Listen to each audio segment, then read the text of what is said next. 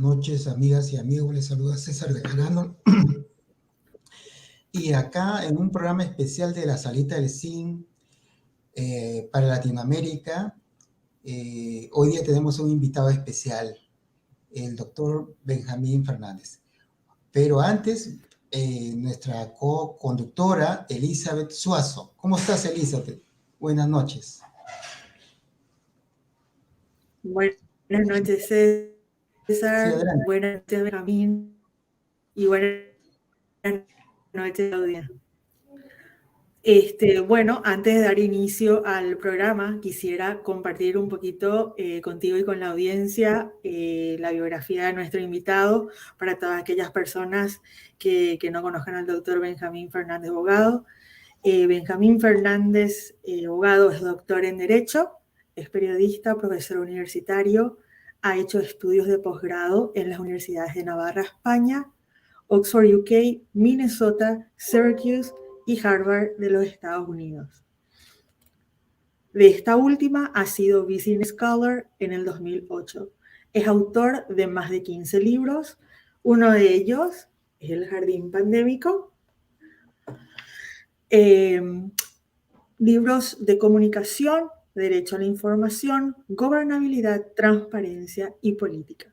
Profesor en varias universidades del país y el mundo, es conferencista internacional y director de Radio Libre y de los periódicos 5 Días y El Independiente en Paraguay. Benjamín fue electo ciudadano convencional constituyente para la redacción de una nueva constitución en 1992.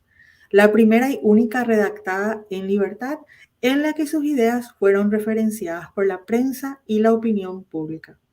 Ha recibido la Orden Condecoración Nacional Comuneros por la Cámara de Diputados por su férrea defensa de la Constitución y su aporte a la educación. Benjamín vivió en México en el periodo 2008-2009, donde funda una organización para defender a los periodistas de ese país, quienes fueron fuertemente perseguidos y asesinados por diversos grupos violentos. Benjamín es considerado uno de los oradores más fascinantes del Paraguay y de América Latina. Benjamín, bienvenido. Un gran gusto saludarles y estar en contacto con ustedes aquí desde Paraguay y ustedes en Lima y en Nueva York para hablar sobre los comicios nuestros establecidos para el próximo 30 de abril. Un gusto de tenerte, Benjamín. Y bueno, a este segmento al cual quisiera dar paso, lo quiero titular Nos cenamos y desayunamos. Bueno, comencemos por la cena. A pocos días a Santi Peña se lo escuchó tildando de haraganes a los hermanos argentinos e intentando justificar su postura. Argentina es un país donde se estima viven más de 1 millón de paraguayos, de los cuales entre 600 y 700 mil poseen documentación. Entre 2 a 3 millones de paraguayos tienen acceso a salud y educación, particularmente en las áreas fronterizas de Misiones, Corrientes y Formosa. El hospital de Garrahan recibe a niños con necesidad de atención médica, mientras que los hospitales bajo gobiernos colorados los expulsan. Justamente en el día de ayer, la concertación fue duramente criticada por el Frente Colorado por proponer el acceso gratuito a medicamentos. Se los tildó de populistas. Me parece que los dirigentes colorados están acostumbrados a ver al pueblo paraguayo en medio de polladas y rifas para la compra de medicamentos. Benjamín, ¿cuál te parece es la visión política de Santi Peña? Evidentemente, Santiago Peña es una creación de Horacio Cartes. Si tuviéramos que afirmar algo, diríamos que es la continuidad de quien fuera presidente del Paraguay entre el 2013 y 2018 y que ahora ha sido calificado de significativamente corrupto por el Departamento de Estado y sancionado por el Departamento del Tesoro por vínculos con el narcotráfico, por haber comprado durante su presidencia la lealtad de la Cámara Baja para evitar con eso que tuviera mayoría e impulsara un juicio político en su contra, y también afirmó el reporte norteamericano de que ha usado $1 millón para buscar cambiar la Constitución y le permitiera a eso ser reelecto. En ese contexto, para tratar de entender, Santiago Peña, quien había sido su ministro de Hacienda, primero y nombrado por el Partido Liberal miembro del directorio del Banco Central, se hace colorado porque no quería perder el cargo y después se hace candidato de Cartes, más en la intención de dejar a un lado lo que se denomina la llamada enmienda de sangre, que acabó con la muerte de un joven liberal quien se había opuesto a la posibilidad reeleccionaria vía enmienda de la Constitución paraguaya. En ese sentido, muchos creímos en esa oportunidad en el 2017 de que Peña era simplemente alguien que se le ha invitado para generar suficiente atención mediática sobre él y dejar a un lado la atención puesta sobre Cartes y su frustrado intento reeleccionario. Prácticamente fue una especie de chivo expiatorio que usó Cartes para que él mismo fuera finalmente derrotado en las internas coloradas por el actual presidente Abdo. Lo que no muchos creíamos era que iba a insistir en esa persona, que terminado el intento de ser el candidato colorado se vuelve empleado del Banco Amambay Sociedad Anónima, un banco que está siendo sospechoso de haber realizado operaciones orientadas al tema del lavado en la frontera. Y todas estas cuestiones han llevado a suponer de que con toda esa carga, Peña no hubiera asumido la posibilidad de ser el candidato. Sin embargo, lo hizo. Y la mala gestión de Abdo, quien fue el candidato a presidente del Partido Colorado en los comicios de diciembre, y también una candidatura inventada sobre la hora de un pastor menonita de apellido Vince, quien sustituye a otro significativamente corrupto, el vicepresidente Hugo Velázquez, terminó llevándole a la condición de ser el candidato del partido que está en el poder desde hace más de 70 años con una interrupción de 5 en el periodo 2008-2013. Yo diría que en ese caso Peña representa mucho la continuidad de Cartes o la posibilidad que tiene Cartes ahora de salvar lo que le queda de sus empresas porque se ha visto forzado a venderlas todas por las fuertes sanciones impuestas por el Departamento del Tesoro. Hoy, uno de los hombres más ricos de América Latina, el chileno Lupsic, quien era o es su socio en varias empresas en el Paraguay, anunció de que todas las empresas han dejado de pertenecer a su socio Cartes y que estaría en el mecanismo de compra o de adquirir la porción que anteriormente tenía el expresidente paraguayo, con todas estas cargas que algunos suponen es la antesala de una extradición próxima a los Estados Unidos. O sea, tenemos un candidato que no es autónomo, que no es libre, que ha sido inventado para sacarse de encima una presión política en el año 2017 y que ahora se presenta en el peor momento para él porque su mentor se encuentra con esa carga pesada, no solo de las acusaciones del Departamento de Estado y el Departamento del Tesoro, sino porque es el presidente del Partido Colorado electo en comicios del pasado diciembre. O sea, está metido en lo que los antiguos llamarían un laberinto de Creta, de donde es muy difícil saber dónde puede salir y cómo, y especialmente cómo puede en este momento intentar de deshacerse de la figura de Cartes y construir en lo que queda hasta el 30 de abril una candidatura que proyecte ante el electorado paraguayo las características de independencia, de autonomía y de libertad propias. Justamente siguiendo ese hilo, Benjamín, Santi Peña también recientemente ha reivindicado al dictador Stroessner, una persona que gobernó, que todos sabemos gobernó a base de torturas, desapariciones, violaciones. Esto es lo que literalmente él dijo, que Stroessner fue el responsable por más de 50 años de estabilidad en Paraguay. Tenía un acuerdo político tan fuerte y duradero que le permitió diseñar políticas de largo plazo y mantenerlas en el tiempo. Mi pregunta, Benjamín, es, ¿de qué políticas habla? O mejor dicho, ¿de qué políticas que benefician y que elevan la calidad de vida del pueblo paraguayo habla? Pregunto esto porque ese aval que le da a este ex dictador de nuestro país me da a entender que Santi Peña odia la democracia. ¿Cuál es tu opinión al respecto? Yo creo que no piensa en lo que va a decir. Dice las cosas sin haber reflexionado sobre la trascendencia de lo que expresa de manera pública en el comentario hecho al diario Folha de Sao Paulo, uno de los grandes diarios latinoamericanos, reivindica sus buenas acciones, afirmando que había hecho un pacto político, imagínense lo que afirma, y que eso le permitió estar mucho tiempo en el poder. Ahí también se equivoca, dice 50 años, cuando afortunadamente Stroessner estuvo solo 35. Tiempo suficiente como para haber dejado un legado como el que todavía padecemos. Solo como dato, Stroessner invirtió durante 35 años 1% del Producto Interno Bruto en educación. La UNESCO habla de que como mínimo tendría que invertir un 7%.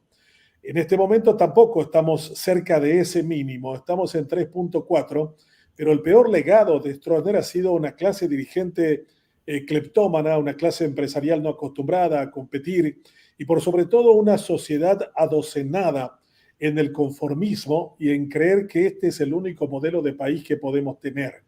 Yo entiendo que la afirmación de él pudiera estar enderezada a la posibilidad de que algunos votantes nostálgicos del Partido Colorado se sumen a su propuesta electoral con una afirmación de este tipo.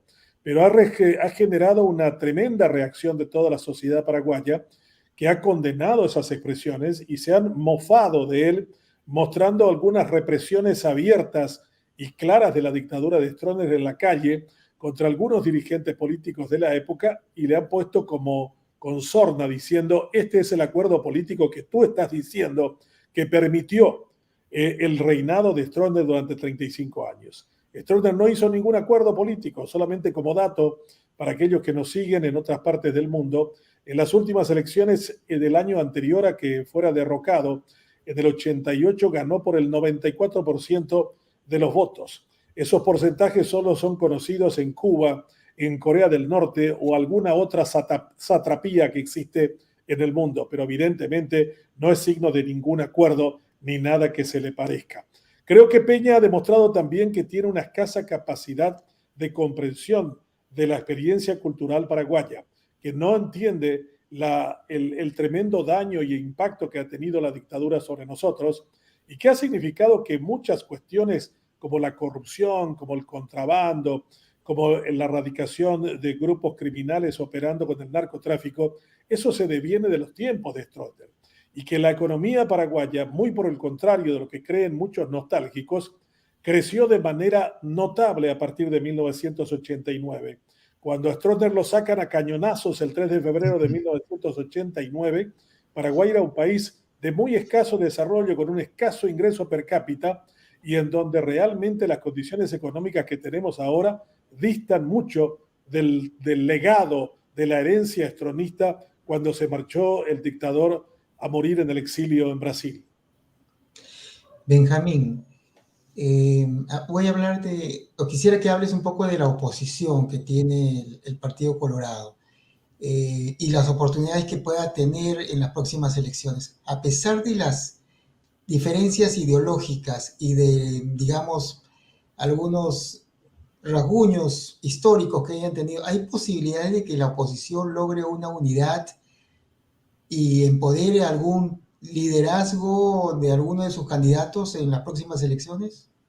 La oposición lanza a un candidato que ya había sido derrotado en 2 oportunidades, que es perteneciente al Partido Liberal con una dilatada trayectoria legislativa y cuyo eslogan de campaña es Mafia o Patria. Eso significa que va a buscar aglutinar a todos los patriotas en torno a su persona y para eso ha denominado a su propuesta de grupo la Concertación Nacional. En esa concertación se encuentra no solo el Partido Liberal, que es el partido opositor más mayoritario, sino también están otras agrupaciones políticas que se han sumado a esta propuesta. Sin embargo, existen otros candidatos de la llamada oposición que no están con él y que serían trascendentes a la hora de sumar sus votos si es que se pretende derrotar al Partido Colorado. El Partido Colorado tiene un techo del 42% del electorado paraguayo, que es de más de 4.600.000.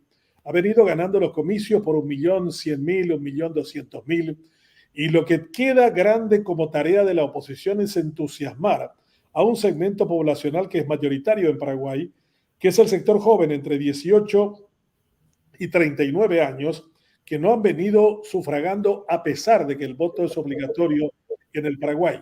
Ese segmento busca la oposición ahora capturar con una mujer joven, la ingeniera Núñez, que está procurando de ser ella la que pueda traer con su persona en el ticket con Alegre a ese sector de jóvenes para que se sumen a la campaña de la oposición. Yo creo que están todas las condiciones para que la oposición tenga una gran elección y que pueda ganar.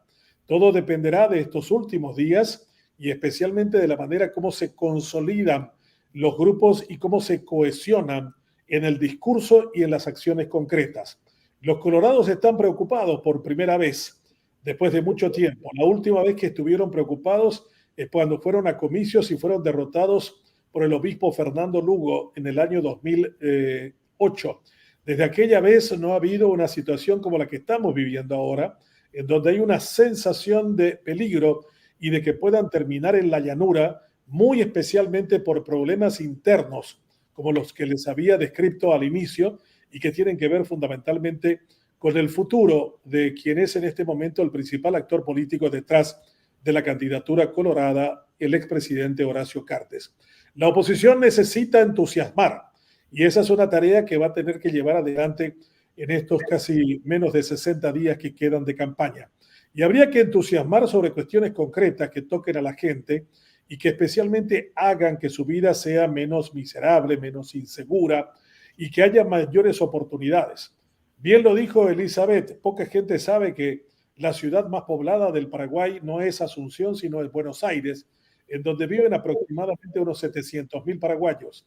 La cantidad entre paraguayos y descendientes de paraguayos en la Argentina casi alcanza 2 millones.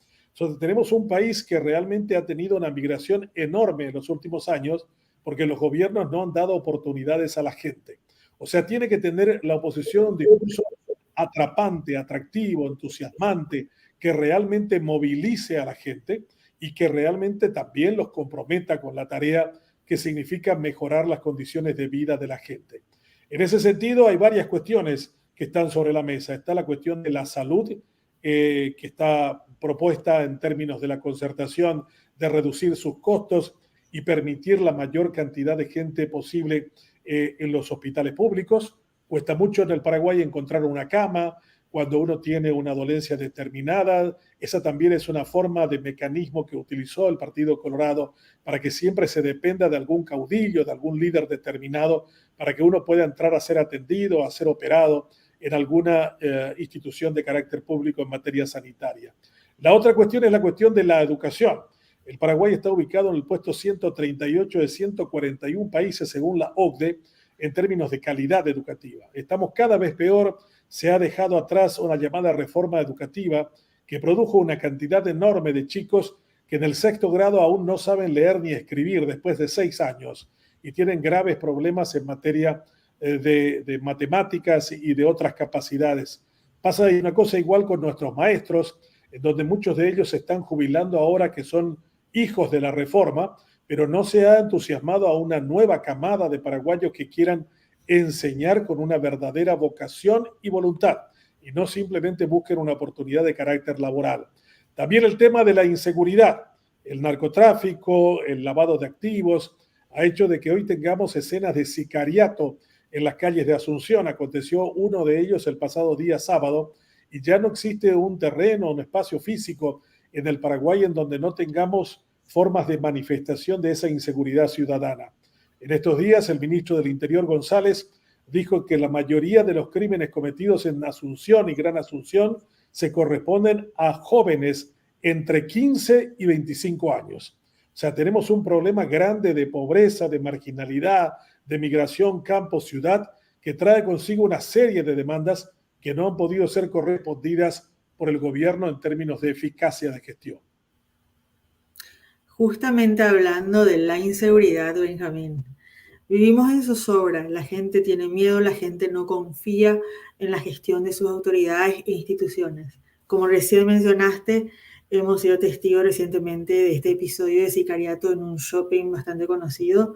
Es un problema social en donde es necesario cambiar el paradigma de orden, porque al parecer todo es represión. Sin embargo, Nos hemos convertido en tierra fértil del narcotráfico, contrabando, donde no hay sistemas de seguridad que protejan al ciudadano. Las cárceles están llenas de gente pobre, mientras que nadie va a la cárcel por delitos de cuello blanco. Mi pregunta puntual, Benjamín, es: ¿la inseguridad que actualmente se vive mejorará bajo el gobierno de Santi Peña o de la oposición? ¿Cuál es tu opinión al respecto? Debe ser muy difícil ser Santi Peña y que se plantee a él una pregunta como esta, porque la cuestión va a ser sencilla, decir, ¿cómo si eres el candidato de un hombre significativamente corrupto, acusado de lavador de activos y de vínculos con el terrorismo, vas a comprometerte a luchar contra la delincuencia? Si no te puedes deshacer de quien ha sido el verdadero patrón de tu candidatura, ¿cómo podríamos creer de que realmente pudieras gestionar la seguridad de millones de paraguayos? Lo veo muy distante a él en esa capacidad. Si él pertenece a ese sector que está siendo acusado de mafioso por la oposición, es poco probable de tener espacio para el optimismo en esas condiciones.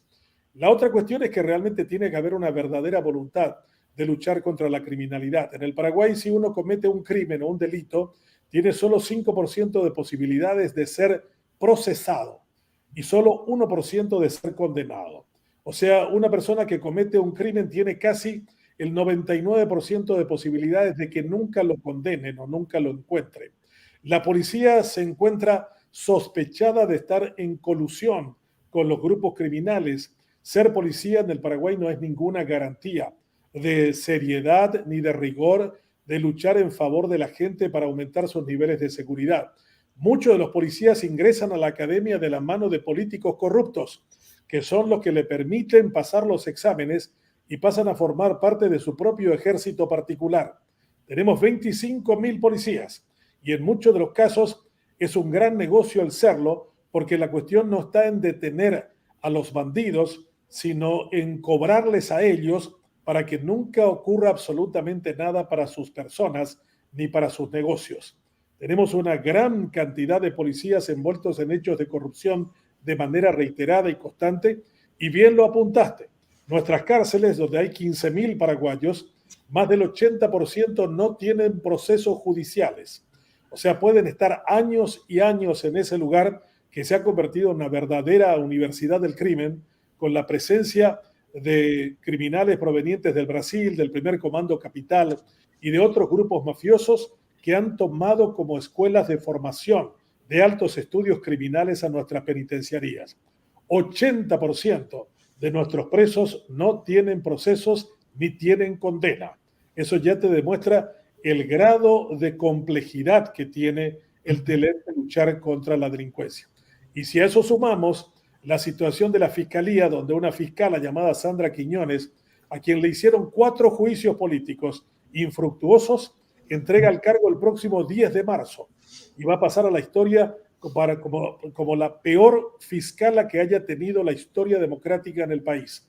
Nosotros que creíamos que las mujeres harían un gran cambio en la administración pública, nos hemos ido de bruces ante una realidad que nos ha mostrado que una fiscalía como la de Sandra Quiñones estuvo completamente al servicio del crimen organizado, de la mafia y del expresidente Cartes. Bueno, tenemos un similar problema acá en el Perú con nuestra fiscal de la Nación, pero siguiendo con el tema de Paraguay, América Latina se ha ido con matices hacia el progresismo, hacia la izquierda. ¿Qué tanto puede influir esto en las próximas elecciones presidenciales del Paraguay? En el Paraguay no existe un debate sobre ese tema porque debido a la larga dictadura de Stroessner, la represión ante los grupos de izquierda, la llamada izquierda paraguaya es bastante pequeña en su número y no es necesariamente alguien que quiera presentarse incluso ante la sociedad como tal. Recuerdo cuando le preguntaban a Fernando Lugo si era de izquierda, porque había muchos cercanos a él que sí proclamaban una adhesión a los postulados de izquierda, él dijo, no, yo estoy como en la boca del medio de un poncho, en el centro. Ni Lugo se animó jamás a decir que fuera de izquierda. El Paraguay es un país salvajemente conservador. Imagínense que he visto que una legisladora norteamericana le acusa a Alegre, al candidato de la oposición, de ser un hombre de izquierda. Alegre tiene una empresa inmobiliaria, vende lotes. ¿Ustedes se imaginan una persona de izquierda marxista vendiendo lotes? Eso no existe más que en la imaginación, quizás de Kafka, si estuviera escribiendo algún capítulo de su libro El Proceso o alguno otro que tenga como eje el absurdo.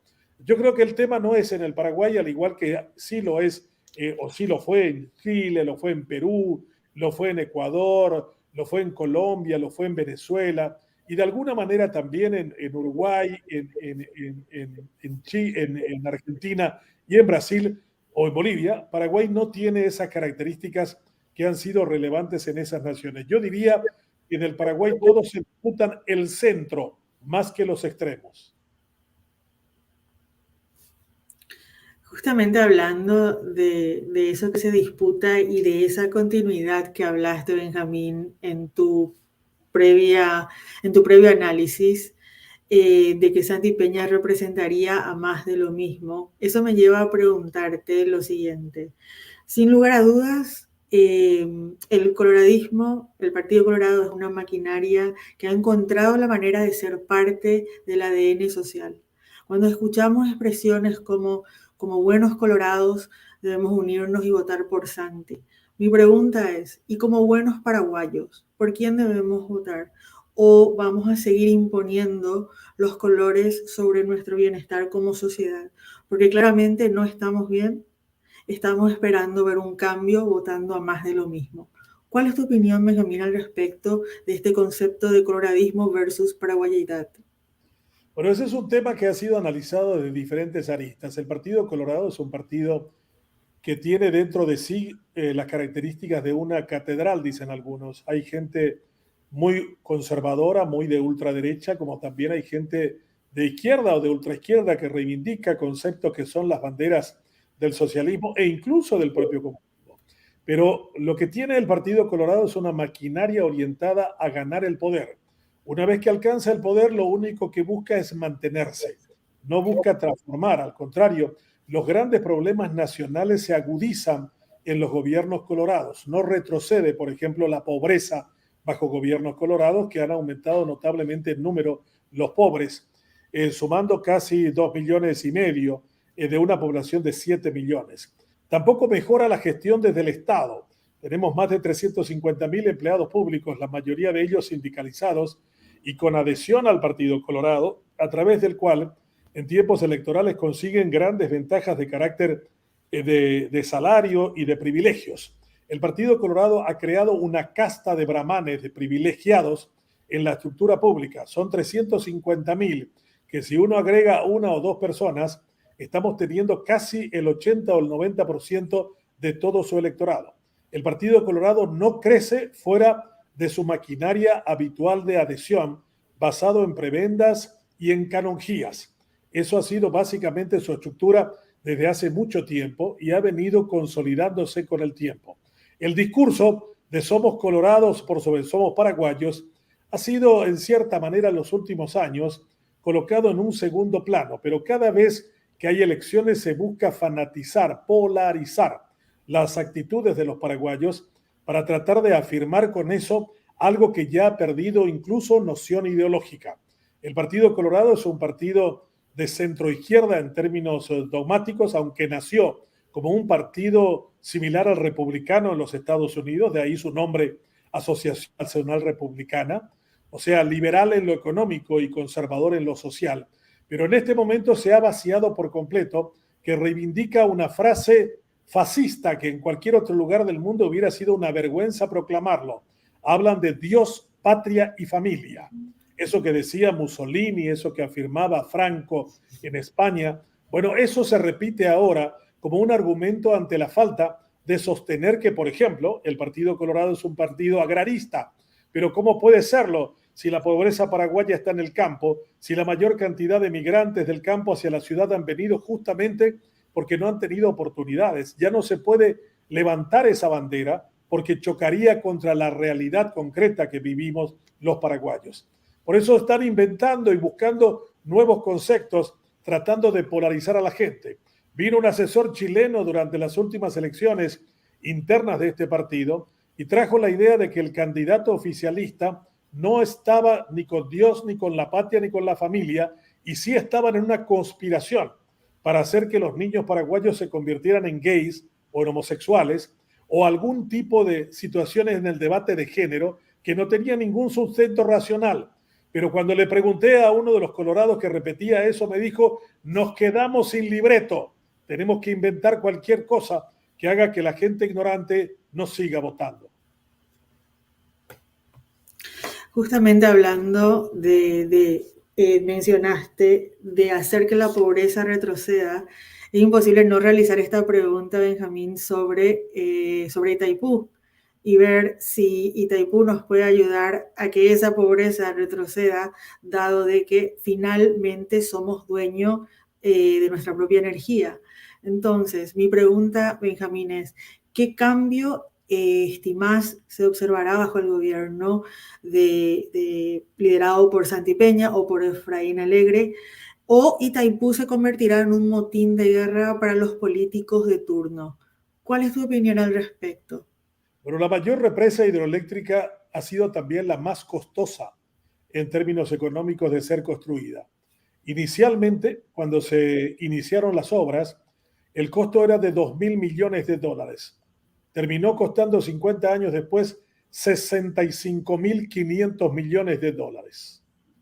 Una cantidad extraordinaria de dinero en donde el 50% que nos correspondía a nosotros jamás realmente la usamos. 50 años después, Paraguay no usa ni el 9% del 50% del que es copropietario.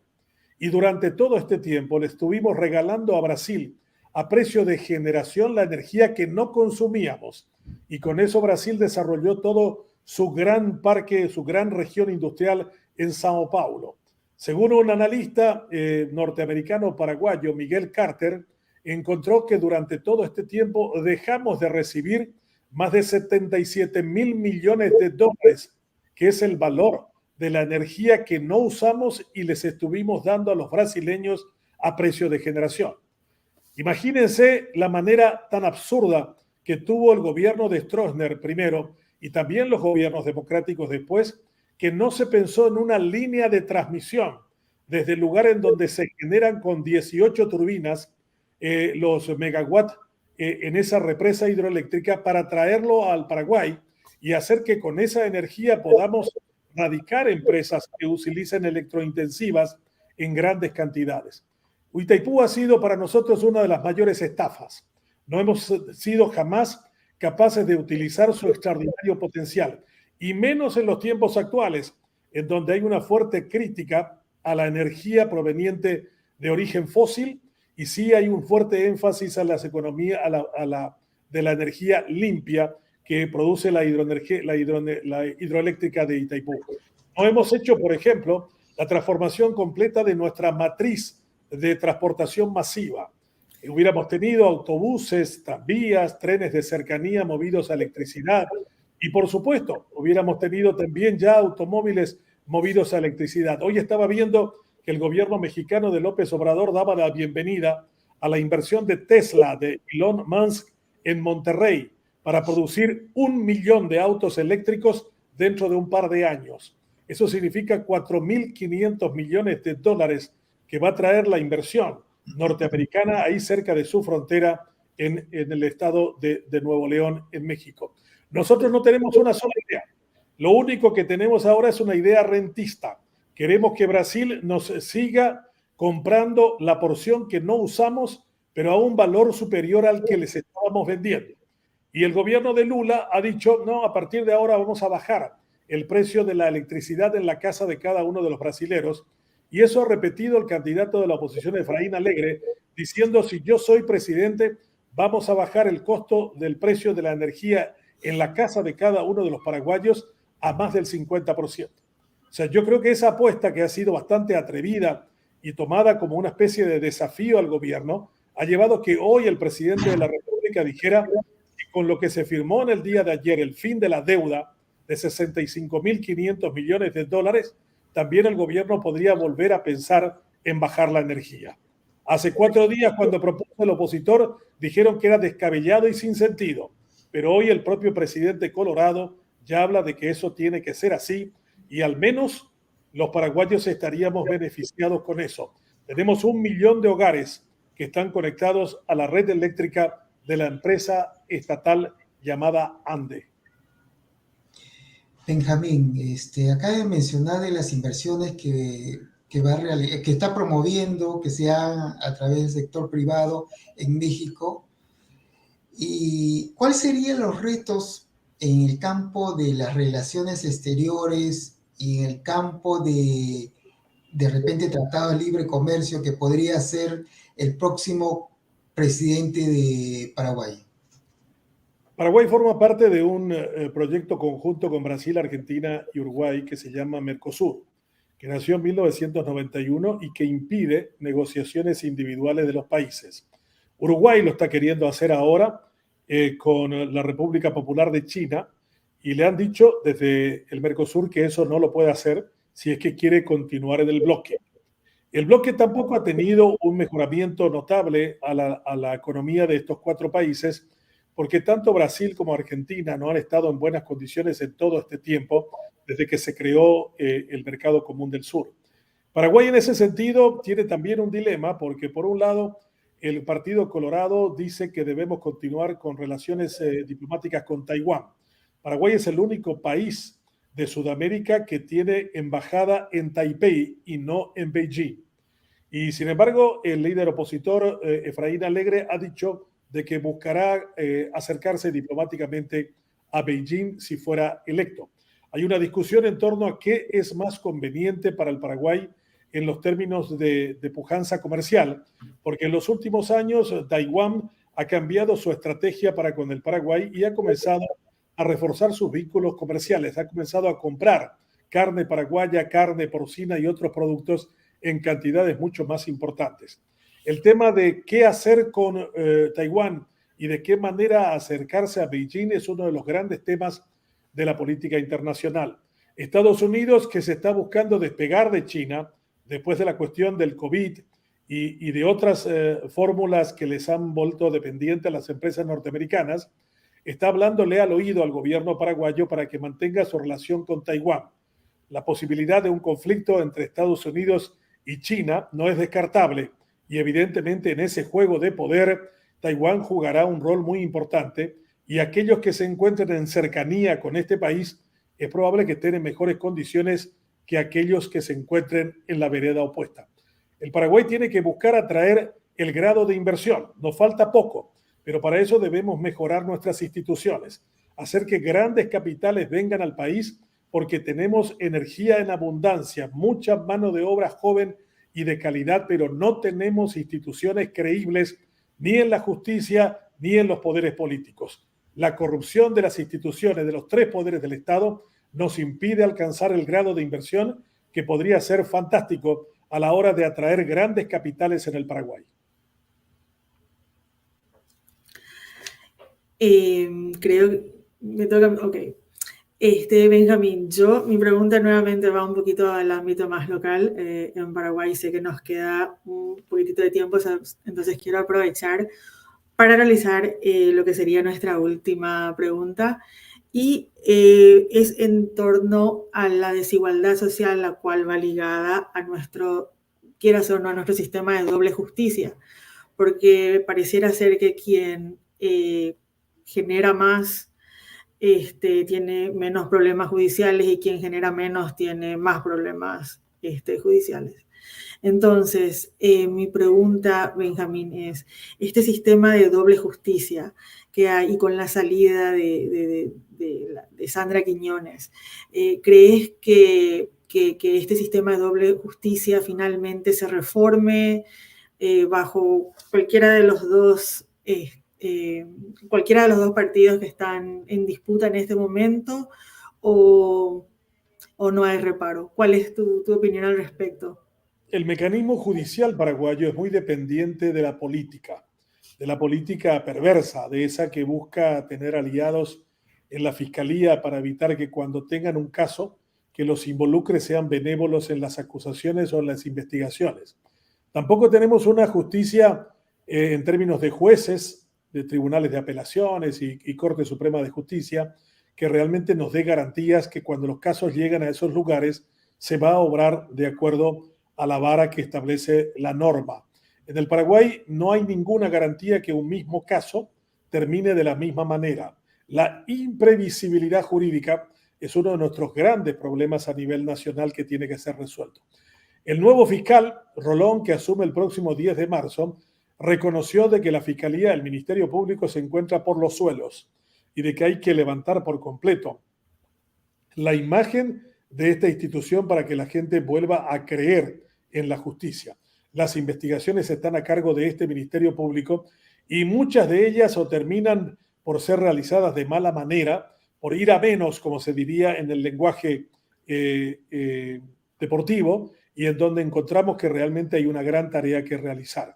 Los organismos como el Consejo de la Magistratura, que está buscando ahora la sustitución de un ministro de Corte que se jubila, acusado de alta corrupción también, no ha podido realmente corresponderse a los anhelos de la sociedad. A pesar de que tiene la representación de distintos sectores que debieran estar interesados en una buena justicia, sin embargo, no tenemos en la parte práctica, objetiva, concreta, demostraciones que realmente estén orientadas a los propósitos de elegir a los mejores y no a los que representan los intereses de cada grupo que se encuentra sentado en el Consejo de la Magistratura. Hay mucha tarea por hacer, quizás esta sea la más compleja porque implicaría pensar en una fórmula diferente a la que creímos los convencionales constituyentes del 92 era la mejor de ellas en las condiciones que teníamos. En la práctica nos dimos cuenta de que nos hemos equivocado, que pretendíamos una cosa que no se correspondía con las características culturales de un país visceralmente injusto e inequitativo.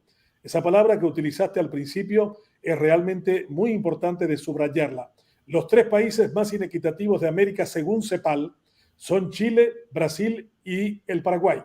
No es raro que tengamos tantos conflictos sociales, tanta confrontación en todos estos países, que 1 millón de chilenos hayan ganado la calle y hayan pedido al expresidente que realmente se apeara de una serie de medidas que tomaron, salieron a la calle por un incremento que en otras partes sería casi anecdótico del precio del ticket del metro, y aquello significó una convulsión tan grande que por poco terminaron quemando Santiago completo.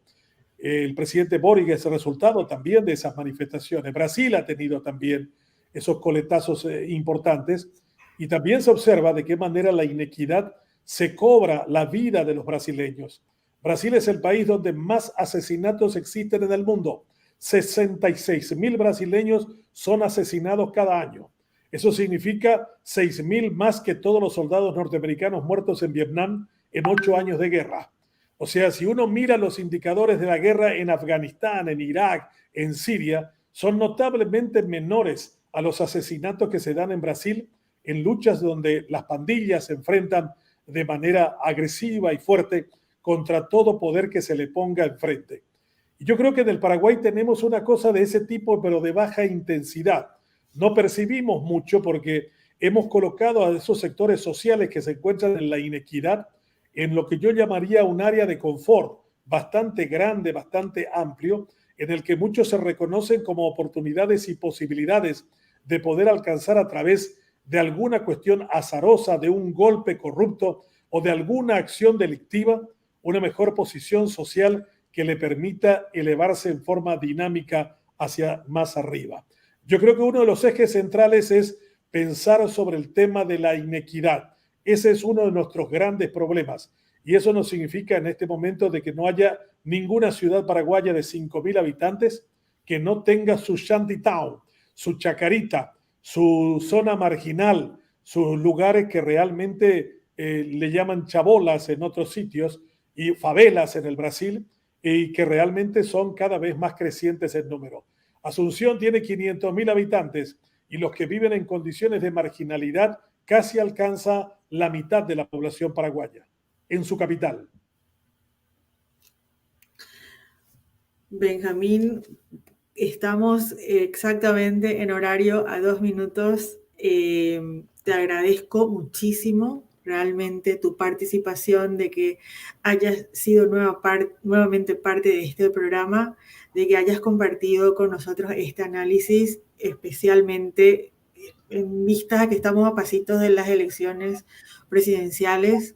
Me parece clave este análisis para justamente compartir con la audiencia y crear esta conciencia sobre la persona a quien van a votar, ¿verdad? Y la razón por la cual me dirigí específicamente por Efraín, pero más que todo sobre Santi Peña, es porque aparentemente es la persona quien está liderando. Y bueno, al tener este dato en cuenta, quería que la audiencia tenga en cuenta a quién están realmente votando, quién es el candidato, cuál es la trayectoria, cuál es la historia detrás de esta persona. Y también tocamos un poquito también sobre la oposición, ¿verdad? Entonces, bueno, no me queda más nada que decir, más que agradecerte por estar nuevamente aquí con nosotros. Bueno, gracias a ti. Yo creo que en este momento de grandes convulsiones en la campaña electoral paraguaya, nadie puede decir que esté delante del otro, porque yo diría que recién estamos en la etapa en donde vamos a ver las definiciones. La encuestadora de Peña lo mostraba hace 4 semanas con casi 28 puntos de ventaja sobre Alegre. Ayer ha sacado un nuevo informe y ya dice que la distancia es de 10. La encuestadora de Alegre o algunas otras encuestadoras diferentes a las del Partido Colorado ya dicen que Alegre está 4 puntos por encima de Peña. Pero independientemente de ese tema, yo creo que uno de los ejes dominantes de esta campaña va a ser indudablemente Horacio Cartes y las sanciones de Estados Unidos. Este será un jugador clave para dirimir las elecciones del próximo 30 de abril. Aquí, luego de la fuerte sanción americana, que le ha obligado a Cartes a vender todas sus empresas, lo que se espera después del 27 de marzo es que se monte jurídicamente una acción en los tribunales norteamericanos del 5º distrito ahí en Brooklyn y soliciten la extradición del presidente Cartes, del expresidente Cartes. Si eso aconteciera, no hay ninguna chance para Peña y ninguna chance para el Partido Colorado. En este momento, Cartes es un lastre para el partido de gobierno, pero no hay manera que Peña se anime a decir nada contra él. Esta mañana afirmó de que trabajó y que lo conoce a él desde el año 2015 y nunca vio nada raro en sus actos. Eso es una cosa para reírse, en realidad. Después de todas las calificaciones que le endilgó el gobierno norteamericano, él nunca vio absolutamente nada raro en el accionar de Cartes. Yo creo que ese será el elemento central para saber hacia dónde van finalmente los votos de los paraguayos. Y fundamental va a ser el voto de la gente joven y el voto consciente que esperamos alguna vez los paraguayos tengamos cuando se trate de elegir a alguien que gobernará los destinos de esta nación, tan bonita, tan joven, tan dinámica, tan energética, pero tan maldecida por tan malos gobiernos a lo largo de tantos años. Un verdadero gusto conversar con ustedes, con César ahí en el Perú y Elizabeth contigo en Nueva York.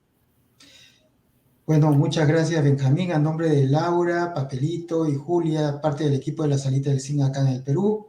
Estamos muy agradecidos contigo por haber compartido toda la información relevante para que justamente los ciudadanos paraguayos tomen la mejor decisión en las próximas elecciones. Es fundamental un cambio, pero también es fundamental estar informado para votar mejor. Así es que, y es parte del proceso democrático, estar informados, es una responsabilidad ciudadana a la cual no debemos de renunciar. Hay que estar informados para votar mejor y cambiar. No es la única forma. Así es que, amigos, es todo por ahora. Gracias por acompañarnos aquí en la Salita del Cine Internacional. Nos vemos en un próximo programa. Nos vemos, amigos.